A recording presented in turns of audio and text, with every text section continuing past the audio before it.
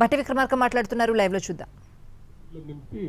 నీళ్లు నింపకపోయినా మీరు లిఫ్ట్ చేసి అన్నారంలో వేయచ్చు, అన్నారంలో నుంచి సుందిళ్ళు వేయచ్చు, సుందిళ్ళ నుంచి శ్రీపాద ఎల్లంపల్లిలోకి వేసి అక్కడి నుంచి మిడ్ మానేర్ తీసుకొని ఆ నుంచి నీళ్లు ఇవ్వచ్చు. మీరు ఎందుకు చేయట్లేదు అని అడుగుతా ఉన్నారు. మేడిగడ్డ సంబంధించినటువంటి పిల్లర్స్ కుంగిపోయినాయని అందరూ తెలిసింది. ఉత్తమ్ కుమార్ రెడ్డి గారు డేట్స్ తో సహా స్పష్టంగా చెప్పారు. వారి టైంలో అది కుంగిపోతే వారి టైంలోనే నేషనల్ డ్యామ్ సేఫ్టీ అధికారులు వచ్చి స్పష్టంగా ఇది కుంగిపోయింది, దీంట్లో నీళ్లు ఇలాగే నింపి ఉంచుకుంటే చాలా ప్రమాదం, ఇంకా ప్రమాదం దారితీస్తుంది, నీళ్లు నింపబాకండి. దీంతో పాటు దీని పైన కట్టినటువంటి అన్నారం సుందిళ్ళు కూడా సేమ్ టెక్నాలజీతో కట్టారు, అది కూడా ఇట్లాగే నాసిరకంగా కట్టారు. అవి కూడా నీళ్లు నింపితే వాటి పని కూడా ఇట్లాగే ఉంటుంది, అవి కూడా నింపబాకండి. 3 బ్యారేజీల్లో కూడా నీళ్లు ఏమాత్రం వచ్చినా గేట్లన్నీ ఫ్రీగా వదిలేసి కింది పోయినట్టు చేయండి. వీటన్నిటిని సంపూర్ణంగా రిపేర్ చేసిన తర్వాత అప్పుడు గేట్లు బంద్ చేసి అవన్నీ నీళ్లు లిఫ్ట్ చేసుకునే కార్యక్రమం చేసుకోండి. అప్పటిదాకా ఇది చేస్తే మాత్రం చాలా ప్రమాదంలో పడతారని చెప్పారు. ఇది ఎవరు చెప్పారు? ఏదైనా రాజకీయ పార్టీ చెప్పిందంటే రాజకీయ పార్టీ చెప్పలేదు, లేకపోతే నాయకులు చెప్పారంటే నాయకులు చెప్పలేదు. డ్యామ్ సేఫ్టీ అథారిటీ భారత పార్లమెంటు యాక్ట్ ద్వారా చట్టం చేసి దేశంలో ఎక్కడ బ్యారేజీలు కట్టినా డ్యాములు కట్టినా వీళ్ళు పోయి దాన్ని పరీక్షించి దాని సేఫ్టీ మెజర్స్ ఏమేమి ఉండాలి, ఎక్కడ ఉండాలనేది వాళ్ళు సర్టిఫై చేసి వాళ్ళు డిజైన్స్ అప్రూవ్ చేసి ముందుకు పోయే పరిస్థితి ఉంది. సరే, దీనికి ఇది కూలంగానే వాళ్ళు వచ్చారు, చూశారు, సలహాలు చెప్పారు, సూచనలు. అట్లాగే సిడబ్ల్యూసీ వాళ్ళు కూడా చెప్పారు. ఇప్పుడు వాళ్ళు ఏమంటున్నారు? టెక్నికల్ గా డ్యామ్ సేఫ్టీ అథారిటీ వాళ్ళు, సిడబ్ల్యూసీ వాళ్ళు ఏమో దీంట్లో నీళ్లు నింపబాకండి. మన రాజకీయ నాయకులు ఆనాటి టీఆర్ఎస్ ప్రభుత్వంలో ఇంజనీర్ల మాట కూడా చెప్పకుండా ఇప్పుడే కడియం శ్రీహరి గారు చెప్పారు, మొత్తం నేనే రంగరించి ఇంజనీర్లు అందరినీ పక్కన పెట్టేసి నేనే కాళేశ్వరం కట్టానని చెప్పిన నాయకులు కట్టడం వల్ల అది కూలిపోయింది. ఆ రోజే అసలు ఇంజనీర్లు చెప్పినట్టుగా కట్టి ఉంటే అది కూలిపోయేది కాదు. సో ఒకసారి తప్పు చేశారు, ఇంజనీర్లు చెప్పినట్టు చేయకుండా దాన్ని కట్టి కూలిపోయేటట్టు చేసి దేనికి పనికి రాకుండా చేస్తారు. మళ్ళీ అది కూలిపోయిన తర్వాత డ్యామ్ సేఫ్టీ అథారిటీ వాళ్ళు, టెక్నికల్ పీపుల్ వచ్చి తీసుకోవాల్సిన చర్యలన్నీ తీసుకునేంత వరకు మీరు గేట్లు బంద్ చేయొద్దు, నీళ్లు స్టోరేజ్ చేయొద్దు అని చెప్తా ఉంటే మీరు లిఫ్ట్ చేయండి అని. లిఫ్ట్ చేయాలి అంటే తప్పనిసరిగా మేడిగడ్డలో కనీసం ఆ లెవెల్స్, కనేపల్లి పంప్కి లెవెల్ రావాలంటే మేడిగడ్డలో 5 టీఎంసీ నీళ్లు స్టోర్ చేయాల్సిందే. ఇవి లిఫ్ట్ చేసి పైన పోయాలి అంటే, అన్నారంలో పోయాలంటే ఆడొక 10 టీఎంసీ నీళ్లు స్టోర్ చేయాల్సింది. అన్నారంలో పంప్ లిఫ్ట్ చేయాలి, అందులోంచి లిఫ్ట్ చేయాలంటే ఆడ 10 టీఎంసీ నీళ్లు స్టోర్ చేస్తేనే ఆ పంపులకు లెవెల్ అందుతుంది. అక్కడి నుంచి లిఫ్ట్ చేసి మళ్ళీ సుందిళ్లలో పోసిన తర్వాత సుందిళ్లలో కూడా ఒక 8 టీఎంసీలు స్టోర్ చేస్తేనే ఆ పంపులకి ఆ లెవెల్ అందుతుంది. ఆ నీళ్లు దిగపోయి శ్రీపాద ఎల్లంపల్లిలో పోయాలి. సో మీరు ఎక్కడి నుంచి ఎక్కడ పంప్ చేయాలన్నా కొంత కింద దాంట్లో మేడిగడ్డలో 5 టీఎంసీలు స్టోర్ చేయాలి, పైన దాంట్లో 10 టీఎంసీలు స్టోర్ చేయాలి, ఆ పైన దాంట్లో 5 టీఎంసీలు స్టోర్ చేయాలి. అంటే వీళ్ళు కట్టిన బ్యారేజీల్లో వాటి స్టోరేజ్ కెపాసిటీ అంటే ఆ లెవెల్స్ అందుకోవటానికి కట్టినట్టు. సో ఇప్పుడు అవి ఆ లెవెల్స్ మెయింటైన్ చేయాలంటేనేమో గేట్లు ముయ్యాలి, గేట్లు మూస్తేనేమో ఈ 3 ఉండవు, అన్ని పోతాయని డ్యామ్ సేఫ్టీ అథారిటీ వాళ్ళు చెప్తా ఉన్నారు. గేట్లు మూయకుండానేమో నీళ్లు లిఫ్ట్ చేయటానికి లేదు. మరి టెక్నికల్ గా డ్యామ్ సేఫ్టీ అథారిటీ వాళ్ళు చెప్పింది ఇందామా, లేకపోతే మీరు చెప్పినట్టు చేద్దామా? మీరు చెప్పినట్టు చేద్దామంటే ఆల్రెడీ ఒకసారి మీరు చేస్తే అది కూలిపోయి మళ్ళీ అట్లాగే చేస్తే ఈ 3 కనపడకుండా కూడా పోతాయి.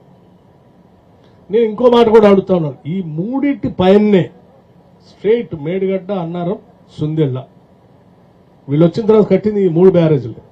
దీని పైనే కట్టినటువంటి శ్రీపాద ఎల్లంపల్లి, అక్కడ ఒక డ్యామ్ ఉంది, బ్యారేజ్ ఉంది. అది వీళ్ళు కట్టింది కాదు, వీళ్ళకంటే ముందు కాంగ్రెస్ గవర్నమెంట్ కట్టింది. అదే గోదావరి, అదే ఇసుక కింద నేల. మరి దానికేం కాలే, అదేమో 20 టీఎంసీ కెపాసిటీ, అది మాత్రం అట్లాగే గట్టిగా నిటారు నిలబడి ఉంది. దానికేం కాలేదు. దాని కింద కట్టిన 3 బ్యారేజీలు, తర్వాత కట్టిన 3 బ్యారేజీలు కేవలం 3 సంవత్సరాల్లో కూలిపోయింది. సేమ్ గోదావరి, సేమ్ ఇసుక కిందది. అది ఎందుకు పోలేదు, ఎందుకు పోయినాయి అంటే ఇట్లోనేమో మీరు ఇంజనీర్ల మాట వినలేదు ఎవరిది, మీ సొంతంగా మీకు కావాల్సినట్టుగా మీరు కట్టుకున్నారు కాబట్టి ఇది పోయింది. అదేమో ఆనాటి కాంగ్రెస్ ప్రభుత్వాలు ఇంజనీర్లు టెక్నికల్ అసిస్టెంట్స్ తీసుకొని వాళ్ళు ఆ రకం కట్టారు. ఆ పైన కట్టిన ఎస్ఆర్ఎస్పీ కూడా ఇందాక ఉత్తమ్ కుమార్ రెడ్డి గారు చెప్పారు, ఆ పైన కట్టిన ఎస్ఆర్ఎస్పీ కూడా కొన్ని దశాబ్దాల పాటు అయినప్పుడు కూడా చెక్కుచెర్ల అదే గోదావరి, అది బాగానే ఉంది. మరి ఆనాటి ప్రభుత్వాలు కట్టినేమో చక్కగా స్పష్టంగా ఉన్నాయి, ఇప్పుడు మీరు కట్టినేమో కూలిపోతా ఉన్నాయి.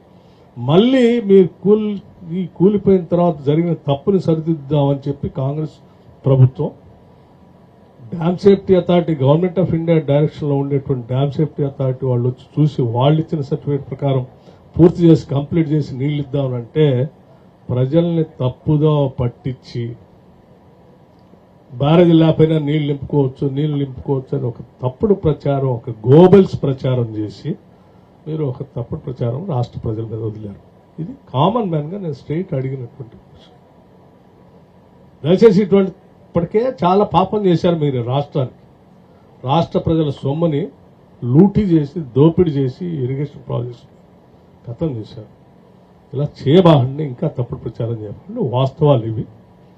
మేము 100% టెక్నికల్ పీపుల్ గైడెన్స్ ప్రకారం అయిపోతాం తప్ప మా సొంత నిర్ణయాలు కానీ లేకపోతే నీలా గాలి మాటలు చెప్పేవాళ్ళ నిర్ణయాలు మాత్రం చేయం. ఇంజనీర్లు, dam safety authority, central water commission వాళ్ళు చెప్పినటువంటి సలహాలు, వాళ్ళ సూచనలు, వాళ్ళ అడ్వైజ్, వాళ్ళ రికమెండేషన్స్ ప్రకారమే కడితేనే ఈ ఆనాడు 60 దశకంలో కట్టిన ప్రాజెక్టులన్నీ ఎంత సేఫ్గా ఉన్నాయో మళ్ళీ ఇవి కూడా అంత సేఫ్గా ఉండాలంటే వాళ్ళు చెప్పినట్టు చేస్తేనే ఉంటాయి. కాబట్టి ఆ రకంగానే చేస్తాం. ఇకపోతే ఇప్పుడు ఇమ్మీడియట్ గా మనం చేసుకోవాల్సినటువంటి 22 రిజర్వాయర్లు నింపుకోవటం, టోటల్ 22 రిజర్వాయర్లు నింపుకోవటం, ఉన్న 10 పంపుల్ని సాధ్యమైనంత మేరకు కంటిన్యూస్ గా నడుపుకుంటూ ఈ దేవాదులు కింద ఉన్నటువంటి దాదాపు 12 జిల్లాలు, 16-17 శాసనసభ నియోజకవర్గాలు, గోదావరి పరివాహక ప్రాంతంలో ఉన్న ఈ జిల్లాలన్నిటికీ కూడా దేవాదుల నీళ్లతో మనం సాగునీరు, తాగునీరు అందించడానికి అవకాశం ఉంది. కాబట్టి వీటన్నిటి మీద సీరియస్ గా దృష్టి పెట్టి ఎంత ఖర్చు అయినా పూర్తి చేయాలన్నటువంటి ఆలోచనతోనే ఎడుకొచ్చాం. ఇప్పుడు ఉన్నటువంటి వ్యవస్థలో వీటన్నిటిని కంప్లీట్ చేస్తాం. అట్లాగే ఇప్పుడు ఉత్తమ్ కుమార్ రెడ్డి గారు దీన్ని గతంలో ఇక్కడికి రాష్ట్ర ముఖ్యమంత్రి రేవంత్ రెడ్డి గారు, ఉత్తమ్ కుమార్ రెడ్డి గారు, ఇన్ఛార్జ్ మంత్రి శ్రీనివాస్ రెడ్డి గారు ఇక్కడికి వచ్చి ఇక్కడే రివ్యూ చేసి మేము త్వరితగతిన ఆనాడు డాక్టర్ వైఎస్ రాజశేఖర రెడ్డి గారు, సోనియా గాంధీ గారు ఇక్కడికి వచ్చి ఈ ప్రాంత ప్రజల కోసం ఇక్కడ ఏర్పాటు చేసిన ఈ దేవాదుల ప్రాజెక్టుని తొందరగా పూర్తి చేసి నీళ్లు అందించేటువంటి కార్యక్రమాన్ని కంప్లీట్ చేస్తామని చెప్పారు. ఎంత ఖర్చు అయినా కూడా చేస్తామని చెప్పారు. దానికి సంబంధించి ఇప్పటికే ఈ పెండింగ్ ఆన్ గోయింగ్ వర్క్స్ సంబంధించి మనకి ల్యాండ్ అక్విజిషన్ సంబంధించి 58 కోట్ల రూపాయలు క్లియర్ చేస్తే తొందరగా పనులు పూర్తి చేసుకోవచ్చు అని చెప్పారు. అట్లాగే వర్క్స్ సంబంధించి పెండింగ్ ఒక 74 కోట్ల రూపాయలు ఉన్నాయని చెప్పారు. ఆపరేషన్స్ మెయింటెనెన్స్ సంబంధించి 14 కోట్ల రూపాయలు ఉన్నాయి. మొత్తం 146 కోట్ల రూపాయలు ఇది తొందరగా క్లియర్ చేసేసుకుంటే స్పీడ్గా వెళ్ళిపోవచ్చునంటే నిన్న ముఖ్యమంత్రి గారి దగ్గర ఇరిగేషన్ మంత్రి గారు వారు ఇద్దరు రివ్యూ చేసుకొని వీటిని వెంటనే రిలీజ్ చేసి మనం తొందరగా గోదావరి నీళ్ళని ఇచ్చే కార్యక్రమం చేయాలని చెప్పి వారు చెప్పటం, దాని మీద ఫైనాన్స్ శాఖ కూడా వెంటనే ఈ 146 కోట్ల రూపాయలు కూడా రిలీజ్ చేసిన తర్వాతనే ఇక్కడికి మేము రివ్యూకి వచ్చాం.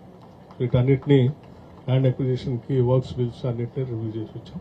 భవిష్యత్తులో కూడా ఇప్పుడే ఇరిగేషన్ శాఖ మంత్రులు గారు చెప్తా ఉన్నారు, దీన్ని స్పీడ్ గా ఇట్లాగే నడిపించడం కోసం ఈ 2 సంవత్సరాల లోపలనే పూర్తి చేసి నీళ్లు అందించే కార్యక్రమానికి ఎన్ని వేల కోట్ల రూపాయలు పెండింగ్ అవసరం ఉన్నా కానీ ఆ నిధుల్ని సమకూర్చి దీన్ని కంప్లీట్ చేసి మా టర్మ్లోనే కంప్లీట్గా నీళ్ళు అందించేటువంటి కార్యక్రమం చేస్తామని చాలా స్పష్టంగా చెప్పదలుచుకున్నాం. దానికోసమే ఇక్కడ ఈ రివ్యూ కార్యక్రమాన్ని ఏర్పాటు చేశాం. మిత్రులందరూ కూడా దయచేసి ఈ చేసే కాంగ్రెస్ ప్రభుత్వం చేసేటువంటి ఈ యజ్ఞం లాంటి కార్యక్రమం ఇది.